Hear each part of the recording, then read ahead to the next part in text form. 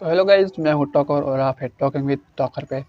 So last हमने star Wars की first movie के बारे में बात की थी। सो आज हम अपनी वही पुरानी स्टार वॉर्स सीरीज़ को कंटिन्यू करने जा रहे हैं। सो लास्ट लास्ट की वीडियो में हमने देखा था कि लुक ने अपने दोस्तों के साथ मिलकर एम्पायर की जो मेन बैटलशिप थी उसको डिस्ट्रॉय कर दिया है, और अब एम्पायर लुक लुक और उसके दोस्त और बाकी के जो बागी थे उन सभी को खोज रही है। सो लेट्स को बात करते हैं आगे क्या हुआ। सो आज हम बात करेंगे स्टार वॉर्स की second movie empire strike back के बारे में। सो लेट्स को स्टार्ट करते हैं।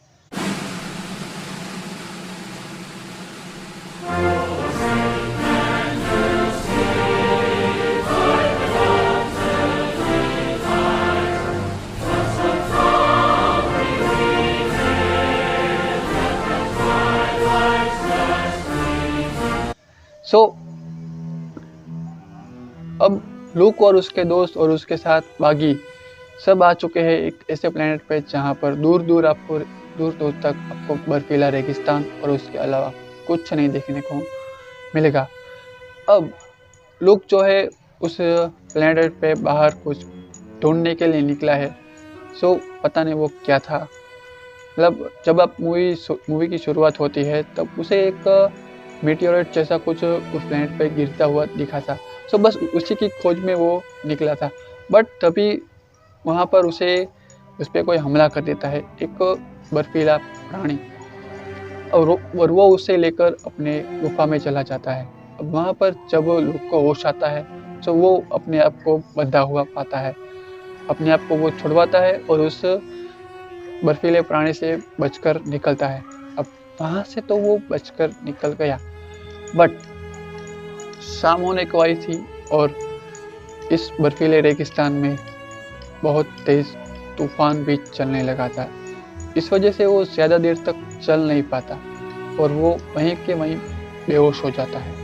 अब वहीं बेस पे एक आदमी हैन सोलो को इन्फॉर्म करता है कि शाम होने को आई है और तूफान भी बढ़ चुका है, बट लूक अभी तक वापस नहीं आया। सो इस बर्फीले तूफान में हैन सोलो अकेला लूक को खोजने जाता है। उसे लूक मिल तो जाता है, बट तूफान बहुत बढ़ चुका था, अंधेरा भी हो चुका था, कुछ दिखाई नहीं दे रहा था। सो हैन सोलो डिसाइड करता है कि आज की रात यहीं पर बिताई जाए। दूसरे दिन सुबह सभी लोग हैन सोलो और लूक को खोजने के लिए निकलते हैं और उन्हें वो मिलते हैं और उन दोनों को ही लेकर वो लोग वापस बेस पे आते हैं।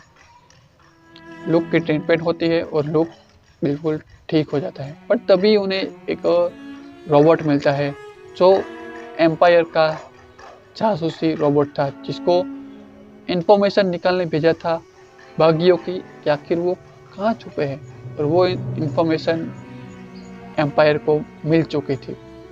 सो एम्पायर इन सभी पे हमला कर देता है और उनका पूरा का पूरा बेस डिस्ट्रॉय कर दिया जाता है, बट फिर भी लूक और उसके साथी हिम्मत से लड़ते हैं और एम्पायर की पूरी आर्मी को ख़त्म कर देते हैं और वहाँ से सभी लोग एक साथ निकल जाते हैं। सभी लोग तो एक साथ निकलते हैं, बट लूक अलग से किसी और दिशा में जाता है, किसी और चीज़ के खोज में। बिकॉज जब वो उस प्लेनेट पे शाम को बेहोश हुआ था उस तूफान में, तब उसे ओबी-वान दिखे थे।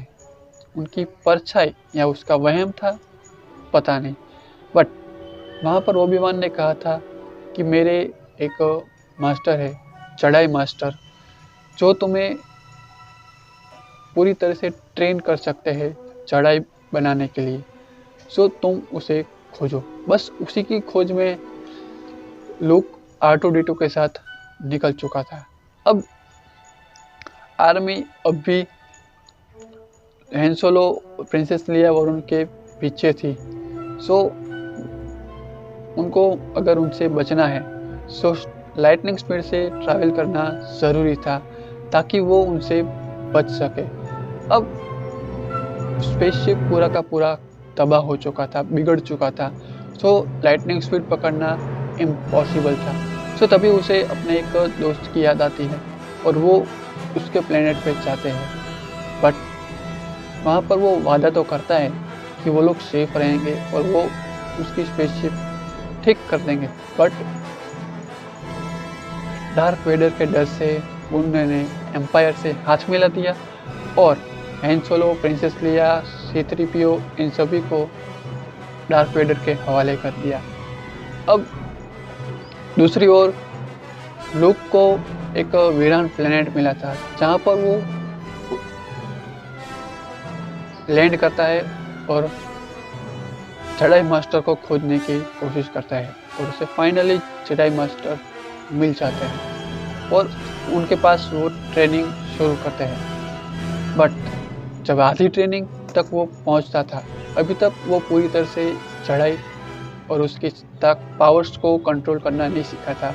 बट उसे आभास होता है कि उसके दोस्त मुसीबत में है। सो वो तुरंत ही वहाँ से निकलने की तैयारी करता है। बट वो जेडाई मास्टर और ओबी-वान केनोबी दोनों ही उसे मना करते हैं कि तुम पहले पूरी ट्रेनिंग कर लो, बिकॉज तुम्हें डार्थ वेडर से लड़ना है और डार्थ वेडर को तुम आधी अधूरी शक्ति के साथ नहीं हरा सकते। बट लूक उनकी नहीं सुनता और वहाँ से अपने दोस्तों को बचाने के लिए निकल जाता है। अब वो वहाँ पर पहुँचता है, बट पहले से ही डार्थ वेडर ने उसकी स्वागत की तैयारी कर ली थी। अब उसके स्वागत की तैयारी की टेस्टिंग के लिए, यानी कि एक कॉपर मशीन थी जिसमें कॉपर की मूर्तियाँ बनाई जाती है और उसी में हैन सोलो को डाल दिया जाता है और टेस्ट किया जाता है कि क्या हैन सोलो उस मूर्ति में तब्दील होने के बावजूद भी जिंदा रहता है या नहीं। और अगर जिंदा रहता है तो लूक को भी इसी तरह मारा जाएगा और अगर जिंदा बच गया तो वो उसे अपने साथ मिला लेंगे, बिकॉज वो भी अब आधा अधूरा तो सही चढ़ाई है और वो एक स्पेशल है। सो यही उसका प्लान था। अब लूक फाइनली वहाँ पहुँच चुका था और उसके और डार्थ वेडर के बीच लड़ाई होती है। बट डार्थ वेडर का प्लान पूरी तरह से फ्लॉप हो जाता है और लूक वहाँ से निकल जाता है। बट लूक को इस फाइट के दौरान एक चीज़ पता चलती है कि डार्थ वेडर और कोई नहीं, उसके पिता ही है। यस, सो डार्थ वेडर यानी कि लूक के पिता उसे कहते हैं कि हम दोनों मिलकर इस पूरे ब्रह्मांड पे राज कर सकते हैं। बट लूक नहीं मानता और वहाँ से बच निकलता है। बट इस दौरान उसका एक हाथ कट जाता है। अब प्रिंसेस लिया और जो हैन सोलो का दोस्त था, जो अब इनकी साइड पे हो गया था, वो सभी मिलकर लूक को बचाते हैं और वापस से अपने मेन स्पेसशिप पे चले जाते हैं और जहाँ पर लूक का एक हाथ भी ठीक हो गया कर दिया जाता है। और दूसरी ओर हैन सोलो, जिसको एक मूर्ति में तब्दील कर दिया गया है, उसे किसी और को सौंप दिया गया है जो उससे बदला लेना चाहता था। सो यही थी story Star Wars empire strike back की।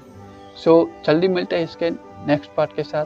तब तक के लिए गुड बाय। और अगर वीडियो पसंद आए तो लाइक कर देना और चैनल को भी सब्सक्राइब करना। ऐसी ही वीडियो हम आते रहेंगे। Good bye.